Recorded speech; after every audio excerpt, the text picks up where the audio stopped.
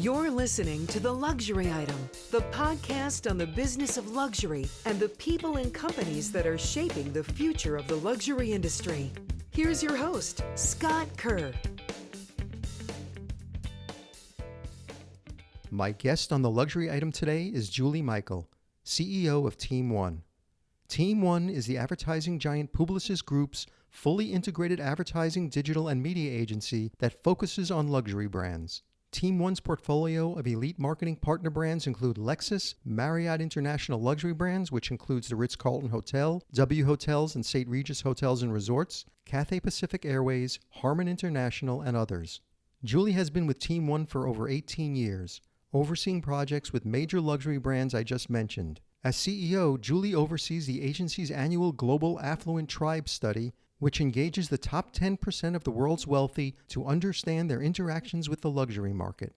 Welcome to The Luxury Item, Julie. Well, hello. It's great to be here with you. I'm so excited to have you on, and thank you for taking the time to join me. So for those that are not familiar with Team One, and I think a lot of our listeners around the world might not be, so a good place to start would be by telling them about the agency, how it started, what was its initial purpose for even existing, and how it's evolved over the years since it launched. Oh, I'd be happy to tell our origin story. So Team One has been around for almost 35 years. And we were born at the same time Lexus was launched in the United States.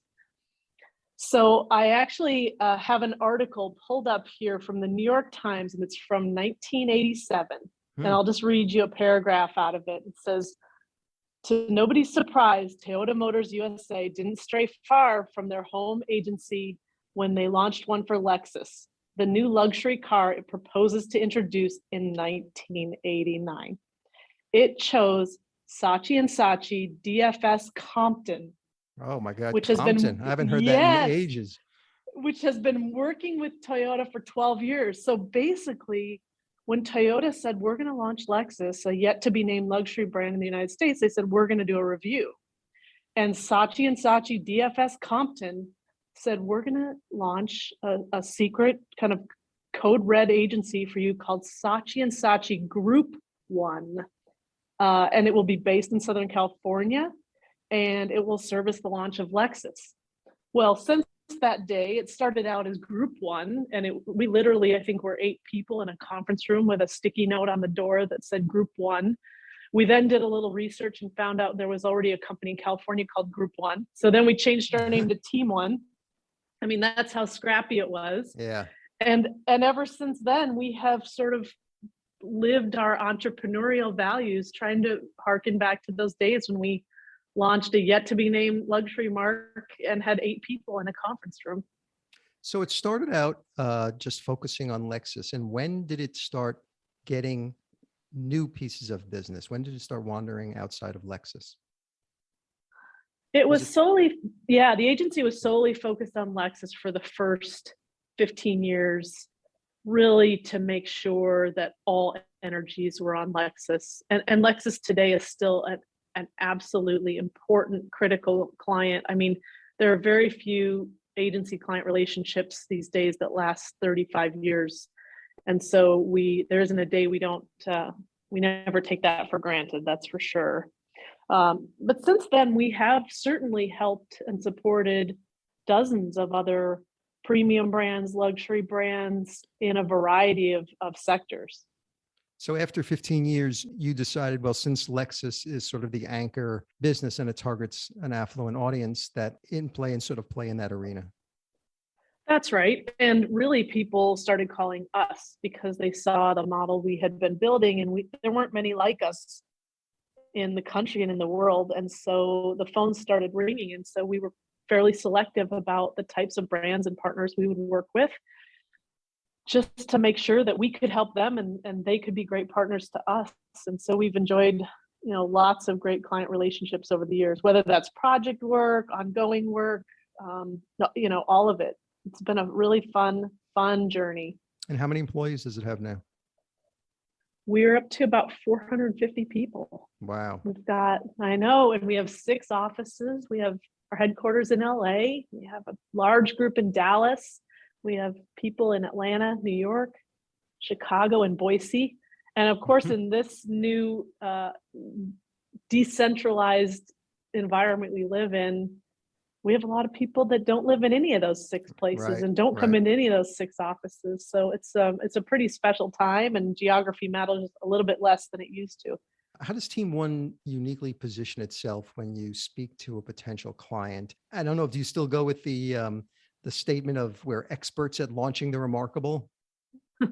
We still use, we do, that's in our email signatures. We use that every day. We think about, our agency's focus is how to launch ideas that are worthy of a remark, because we know when something's shareable, editable, commentable, publishable, that's when $1 that a client spends equals $10 in value. So everything we do is how do we get this idea more remarked upon? Now, I'll tell you a little bit about the agency's positioning, which is, sort of our business statement, which is we are a modern full-service agency that helps premium brands thrive in a connected world. And how that translates for clients is we create and propel high-worth brands and businesses. So, much of our conversation with clients is around this idea of worth versus value. And I'd be happy to talk about that a little bit because it's really foundational to the way we think and work. Yes, that'd be great. So our notion of worth is that brands and businesses that are of worth are more loved and more respected. They're more lasting. They command a premium price, and they definitely sell on being more than a product. Whereas value brands, and you could think about those as the traditional kind of cost benefit analysis brands, tend to be more transactional. They're certainly more price sensitive. Pricing is more elastic in a value brand, whereas it's more inelastic in a worth brand. Value brands tend to compete on product attributes, and they can be more du jour, right? They can come and go versus a lifetime of loyalty. Right. So, the irony of all of this is when we think about luxury, we think about things that are high prices and expensive.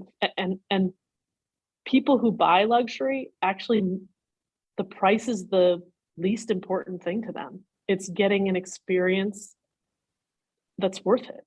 And so for them, they don't think about price as much as they think, I actually want this thing so badly, or this experience so badly, that I'd pay full price or any price for it. Right. So you've been at Team One for quite a while. You held a number of different roles before moving into the CEO role. When you took over the reins of Team One, did you have an agenda in mind in transforming the agency from where it was? I have a 2-part answer to this question, and it's actually 2 sides of the same coin. I believe that it's kind of like Patek Philippe, that you don't just buy a Patek Philippe, you watch over it for remaining generations. Right. And the agency foundationally has not changed. We are premium brands, we are integrated, we build remarkable brands of worth, period. So my North Star is those things. Now, executionally, a lot has changed since I've taken over. I mean, our size, our number of offices. I will tell you, technology and data and approaches. I mean, we have a full service multimedia studio. We've got a virtual and augmented and mixed reality studio. We've hired a chief data officer named Prachi Priya, and she leads a team of 30 people across all of our disciplines. Gone are the days of spending all of our time on a 30-second TV commercial. It's all about editorial publishing, content. And one of the biggest changes is where we're spending our money for clients, where they're showing up. The media landscape is so different. And because we handle media planning and buying in-house, and they sit right next to our creatives and our tech people and our data people, I'll call it the 3 S's. We are spending a lot of energy on search, social, and streaming. And they're now big parts of the agency investment, which, even when I took over as president 7 years ago, our work in this area was half of what it is now. The last few years have been, I don't have to tell you, this has been really difficult for advertising companies right across the board, and a situation that was made worse by the pandemic. How did Team One fare these past 2 years in terms of business? Well, our business goes as our client business goes. And fortunately, we did not drastically impact Team One's financial position over the last 2.5 years, partly because we have amazing clients and they realize the value of keeping foundational work alive. But I'll tell you, each client we had definitely felt this differently. You know, brands like Cathay Pacific and Marriott, they experienced full shutdown. Right. They paused everything. You know, travel stopped. Brands like Sparklight, which is an internet and cable company, achieved all-time record growth and met their objectives within 6 months of, met their annual objectives within 6 months. Harman International, which is home and mobile audio, stayed strong. Lexus had shorter work stoppage, but they were deemed an essential business. So they were back up and running quickly. And even to this day, for anybody who's listening to this podcast, they know that automotive demand, especially at Lexus and in other premium brands, is outpacing supply. Yep. It's hard to get a new car now. And so, that they are back with a vengeance. So each client reacted differently, and therefore the agency had different strategies and approaches for each client during the last 2 years. So the luxury clients that, particularly in the travel industry and the hospitality industry, that were shut down, how were you working with them during the pandemic from a consulting standpoint? We had some of our clients were actually furloughed, so we didn't speak to them for a few months. But before travel came back, we spent quite a bit of time with them, and they were back online too, about, okay, how are we going to talk about travel differently? The world has changed. It's a new normal. What's a safe way to travel? What are the real reasons people travel, not the superficial reasons? What's the purpose of a meeting, really? So many road warriors would just bounce from city to city and have meetings with clients and colleagues. Now, what is it really worth and what does it really mean? So we did a deep look at what's important about being together versus what can be done on, call it Zoom or Teams or any other platform. And, we were able to come forward with some strategies that then talked about travel for the right reasons, travel safe, and we're here for you. And we want to encourage you to do the important things in life. And we're here to help make it happen in a very safe way. Now, Team One has some interesting flagship programs. One of them is the Legacy Lab, which was launched, I think, in 2012. It's a combination of a think tank and strategic consultancy. Can you talk more about the Legacy Lab and what its purpose is? The Legacy Lab it was designed to, I'll say, discover, document, and celebrate the brand, the remarkable brands in this world that enjoy enduring influence. So it really is a think tank. It's launched and owned. It's an enterprise of Team One, but it is a freestanding entity. It's based in Los Angeles. And its mission statement is to explore the dynamics of a long-term brand in a short-term world.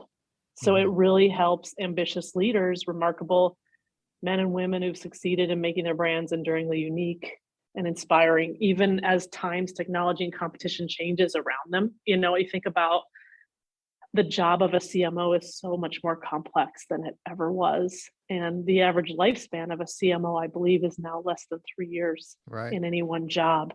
So this think tank was dedicated to helping companies find an enduring purpose.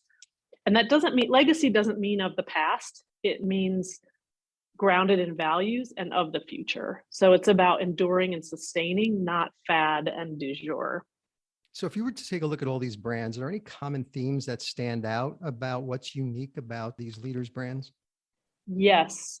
Our research in the lab shows that there are 5 themes that leaders of enduring brands tend to possess. Now, this varies a little bit, company by company and leader by leader.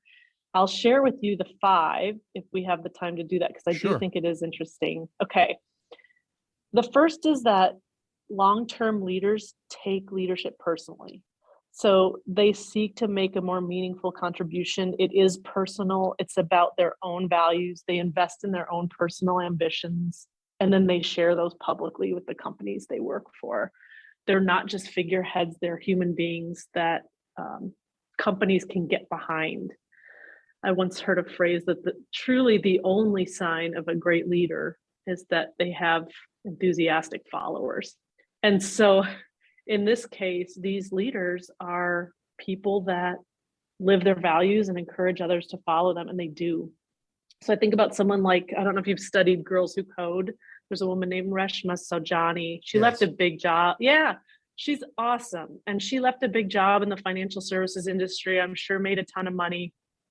But she said, I've got to narrow the gender gap in computer science. And so now she's realizing her personal ambition. She founded the company Girls Who Code. And in that case, she took leadership personally. She did something that was personal to her and important to her. And I think she's on track to achieve gender parity in this field by, I believe, 2027 or 2028. The second is behavior beliefs. So the flip here is that short-term thinkers tend to live their brands from the outside in, how people view them, how they posture themselves, how they look in social media. Legacy makers that we've spoken with tend to think inside out. What are your core beliefs and how do they guide everything we do? So an example here is the Honest Company, Jessica Alba and Christopher Gavigan. Yes, they launched an awesome company and there was a huge demand in the market for what they did. But even for them, it was their belief system about bringing health and cleanness and naturalness to your little ones. The third belief is great leaders of enduring brands let outsiders in. So they don't stand on a pedestal and they don't do it by themselves. They listen, they collaborate, they do listening sessions, not just talking sessions. And they know that they're better when the world around them participates with their brands. The fourth is this idea of inventing their own game. Short-term status thinkers tend to go status quo or try to master the rules of the game. Mm-hmm. Long-term thinkers tend to create new rules. They go in and say, what is my game and what is my version of that game? And you think about a brand like Patagonia, right. They've reinvented that category. And then the last of the five kind of similarities or values is that these leaders never stop making a legacy. They actually don't sit still. So they never sit back and say, I've achieved. It's always a perpetual, how do I bring the past forward? How do I learn? How do I make this about the future, not the past? So in all of our studies and in our dozens and dozens of interviews with these leaders, these are the five themes that tend to emerge and tend to create, enduring, successful companies. And Team One has been studying affluence and tastemakers since the launch of the agency like 30 years ago. And a little over a decade ago, you started tracking the evolving values and aspirations through your proprietary Global Affluent Tribe research initiative. When you decided to launch this study, what were you observing about the world's wealthy at the time that you felt was worth taking a longitudinal look at them? We were hearing affluent customers be segmented and talked about by geography, by zip code, by age, by origin. There was kind of an inaccurate segmentation going on in the research we were listening to and hearing and in the way our clients were talking. And we had this underlying hypothesis and belief that when it comes to affluent people, they're actually more aligned with values that unite them than some of the functional demographic stuff that divides them. So the hypothesis we were proving out was that there's a deeper, more motivating set of values that affluents have that unite someone that lives in France, lives in China, lives in Mexico. And so we've proven that out and we've traced those five values over the last 10 years in this study. What are the five values? Yes, the five values are mobility, success, status, belonging, and consumption. Mobility is this idea of transcending a zip code, especially now. People are working from anywhere. They're global gypsies. Success has become much more about what people create than what they acquire. It's a creative economy, not necessarily a goods economy. Status is entirely about rare experiences. That's conversations with special people, taking a trip on Virgin Galactic. I mean, you name it, it is about what is rare and what others can't get. Belonging is this idea that exclusive memberships are now much more networked and open across social, mobile, and digital channels. There's a big favoring of inclusiveness versus exclusiveness. So these are evolutions over the last 10 years. And the fifth value is consumption, which is something of high worth versus something of high price. Yeah, that can be something of value that's a service or a time saver. It's not necessarily a good that sits in your drawer on your shelf. And if you would take a look at those 5 values over the course of time, which tribe values have changed the most since you started tracking them? We have seen, well, the pandemic has really affected the need for belonging. You know, we've redefined how we date.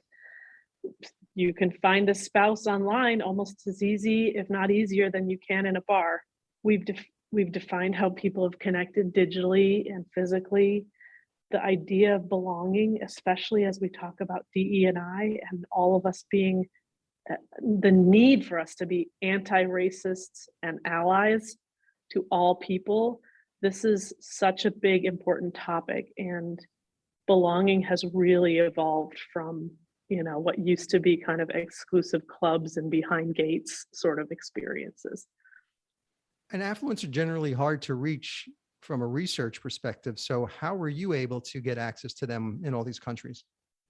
I mean, there are 2 common mistakes that lead to bad research. One is asking the wrong questions, and the other is asking the wrong people. So we had to do both things right. And especially when you're dealing with affluents, I mean, they are time starved. And so we had to make sure we're talking to the right people. And we had to make sure we were asking them the right questions so they would stay in our survey and continue to want to give their opinions. We have a white glove recruiting approach to this.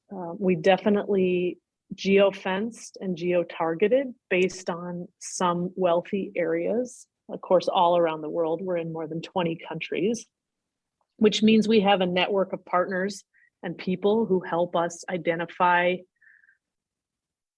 neighborhoods and places. And then we don't just ask for hand raisers, we have partners that know how to reach out personally and professionally and recruit them based on them participating in a global community. And it's really a 2-way community for these individuals. We share all of our research back with them. We have panels and salons where they can discuss the findings and actually contribute to future findings. So it's as much of a community as it is, you know, it's not a one-way kind of survey. And we have a fantastic partner. I do need to give a shout out to someone named Chandler Mount, who is one of our, you know, special partners, and he has specialized in finding affluents for a long time, and he knows exactly how to meet with people face to face, how to get involved in their lives. This is as much about cultural anthropology as it is about surveys. So we've been very careful about how we curate this, and we do it quite differently than, you know, many other kind of standard published surveys in this business. I was reading an interview with an executive at your Marriott International client, and he made reference to the 2021 Global Affluent Tribe study and says that modern luxury should be understated, less formal, and more meaningful, and that the global affluent are seeking more rewarding and purposeful luxury experiences. And that was a very hot topic for a long time about, especially when people started traveling again. So the question I have was, that study fielded when COVID-19 pandemic was receding and people were just starting to travel again. Looking at it now, is that still holding up? Yes. I will tell you, I've been at LAX 4 times in the last 2 weeks, and the Delta and American terminals are packed. There is not a seat available on any airplane. So I think we can safely say all of this pent up desire and energy to do meaningful things is now manifesting. To answer your question specifically, the 2021 published GATT study was actually fielded at the end of calendar 2020. So it was mid-pandemic when people were, you know, sort of stating these basic human needs and their desires to travel. The themes we are seeing, and it's evolving a bit, is, I mean, the part that's steady is great trips should always include personally meaningful moments. And we can't emphasize enough this idea of personal, meaningful, and moments. Each of those three words matters. It's definitely a bucket list kind of mentality. I want to see my grandma. I want to spend time with loved ones. I want to experience this. There's a life is short feeling that has gone on steroids. And so people are now accelerating their desires to make these things happen because they've really realized how precious life and relationships are over the last 2 years. And then the last bit I would say is that sustainability continues to be a big conversation and topic, especially for our Global Affluent Tribe participants. You know, you'll see many programs where people can offset their carbon footprint.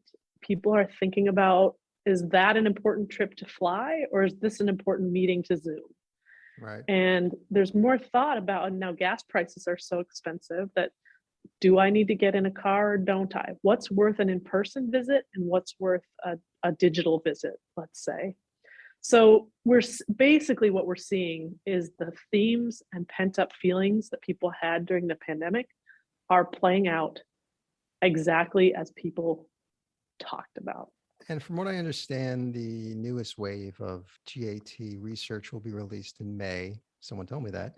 I know it's proprietary, but are there any insider info? Are there any early insights or themes that you can share with our listeners? At least one or two? I can share a little.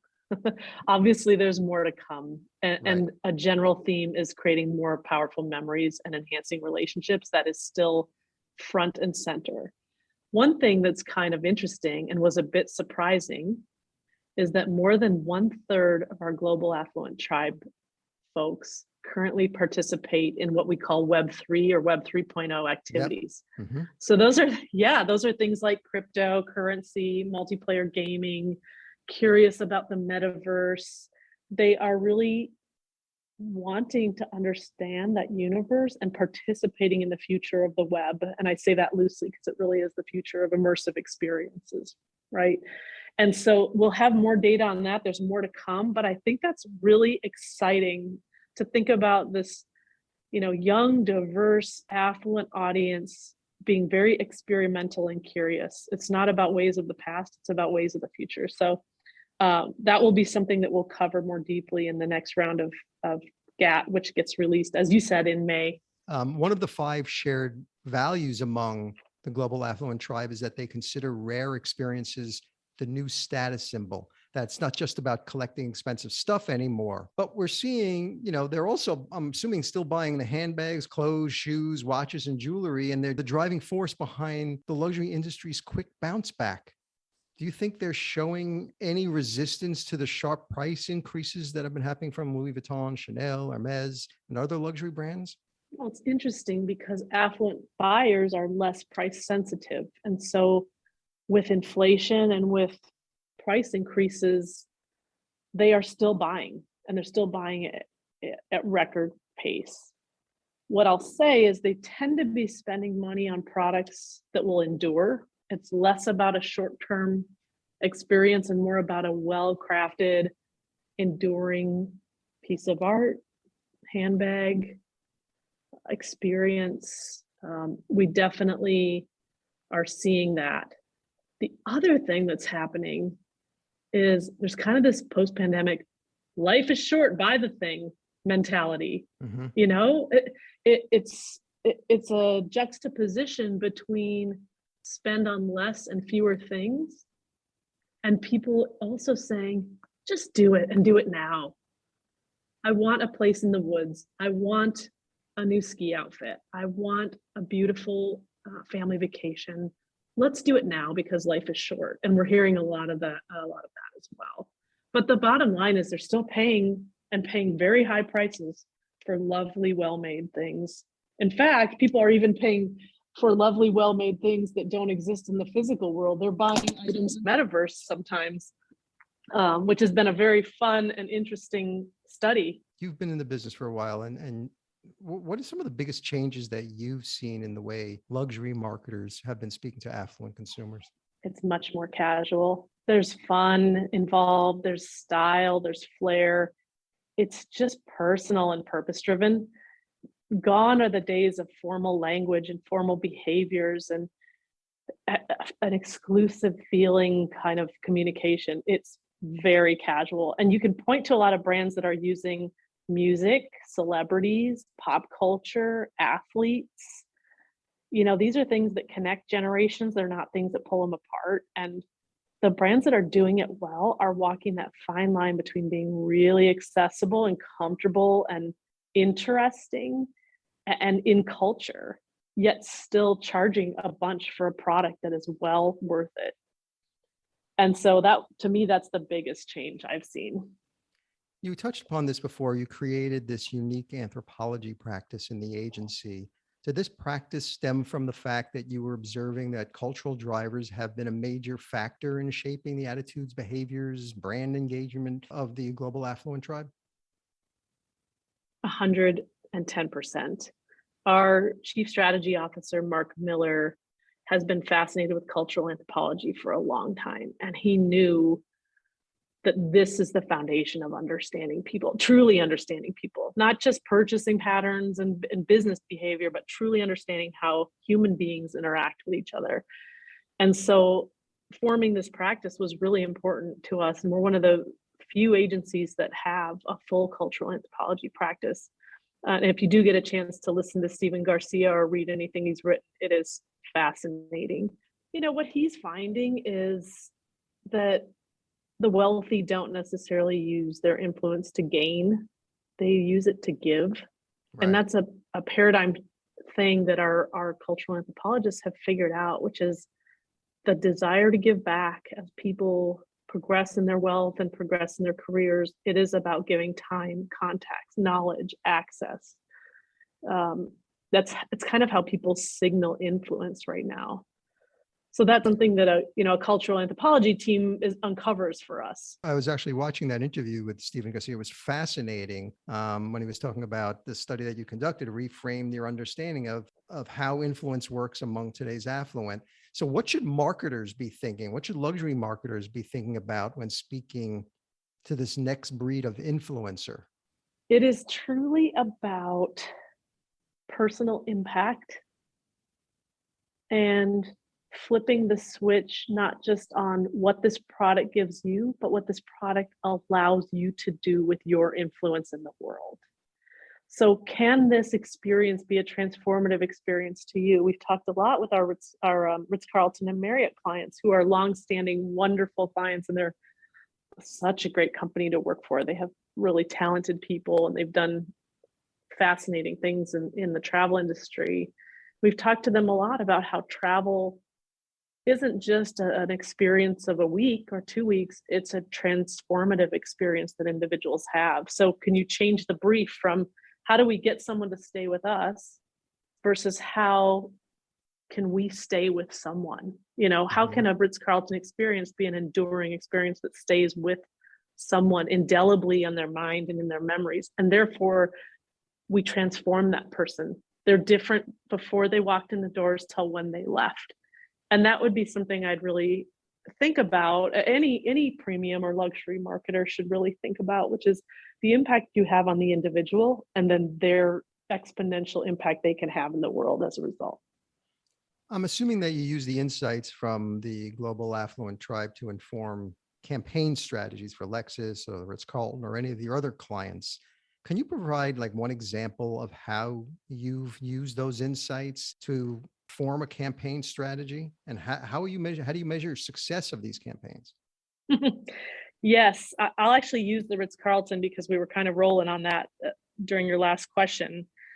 Our role is to create indelible marks. In fact, that's what the campaign is. We don't invite people to stay with us. We stay with you, meaning we, the Ritz-Carlton, stays with people in their memories. And so the measurement on that isn't number of hotel stays, but maybe number of memories created or quality of memories created.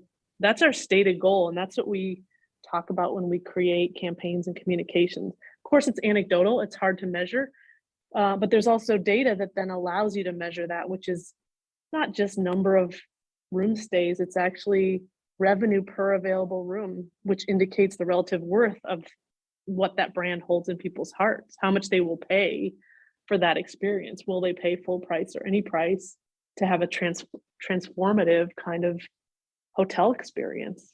And so this has been, the Global Affluent Tribe work has really informed our work on the Ritz-Carlton, and it has for almost a decade.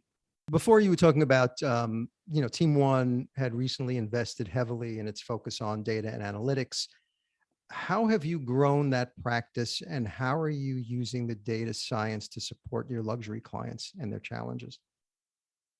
Data is everything right now, and it will be qual data, quant data, and real ID, which allows for personalized data. It's how we understand customers and how they vote with their wallets and their dollars.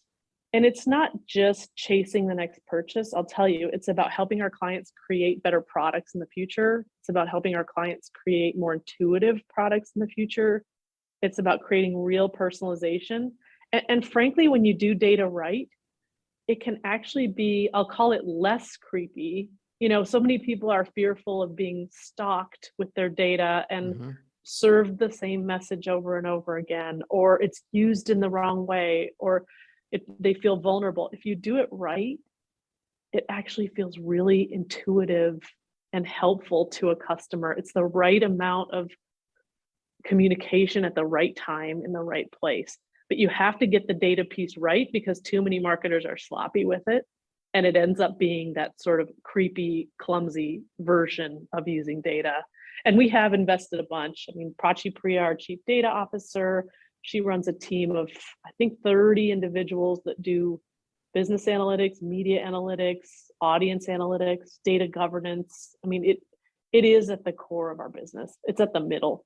We're seeing more luxury brands becoming more willing to experiment and adapt with the times to remain relevant to younger consumers, whether that be through its frequent collaborations with artists, brands, and celebrities, or launching products made from eco-friendly materials. It's all becoming, seems like, a pretty standard script. So is that enough? Do you think that's enough, or do you think luxury marketers need to tap into something else to stay current and ensure longevity? Luxury marketers need to reflect and guide the values of their buyers. So eco-friendly is very important. There was a recent survey among millennials, and the biggest long-term issue they're worried about is the environment and the impact companies have on it. So I don't think that's a passing conversation. To me, that is an enduring and important part of the conversation. You were talking about the new study that's going to come out, and the metaverse is the buzzword of the moment, and luxury brands are falling all over themselves to be part of it.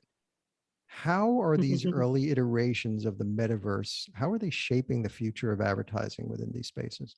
We all have to resist the tendency, which is to sell. We have to add value to people's experiences. And if that's brought to you by a brand, all the better. So for example, our 3D studio allows us to build any product photoreal through data only. In other words, you don't have to go shoot something. You can actually build a photoreal version through CAD data, or NURBS data, what we call it.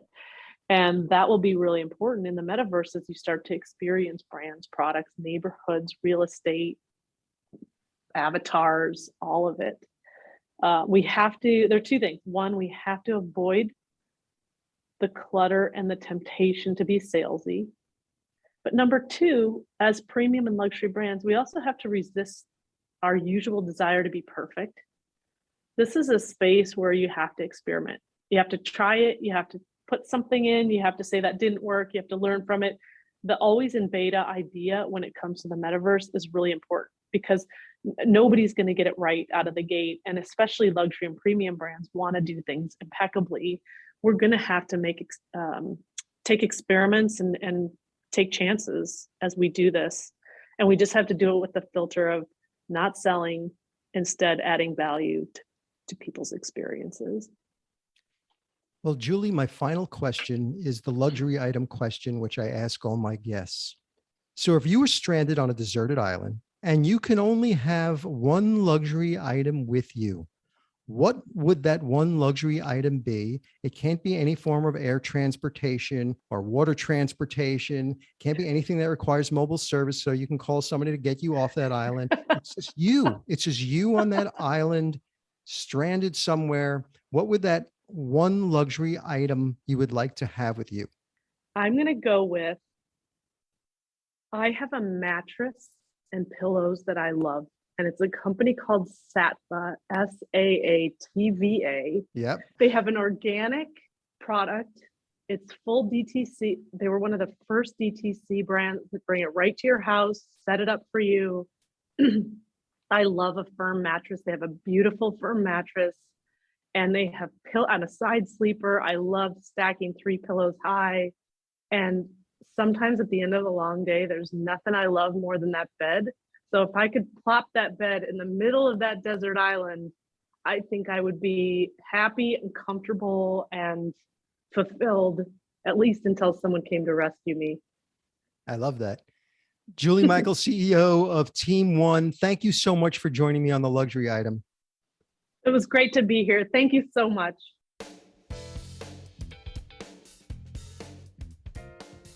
That's it for this episode of the Luxury Item Podcast. Thank you so much for listening. If you found this useful and entertaining, I would be really grateful if you can share it with a friend or colleague. I would love it if you subscribe so you never miss an episode.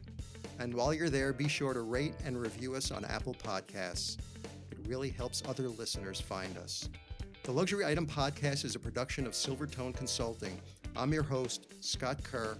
Until next time.